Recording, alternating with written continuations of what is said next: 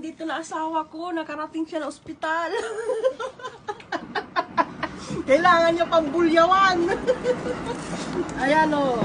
Di may pa-burger pa. Tapos nakakuha na siya ng mga gamot niya. Ay, Miguel Samson. Masama kasi sigmura ko kanina. Grabe, sinisigmura ako kanina.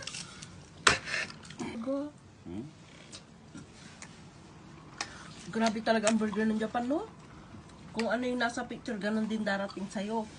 Pag sa Pinas, yung picture, Diyos ko, dalawang ano mo lang yun, dalawang subo, yung burger sa Pinas.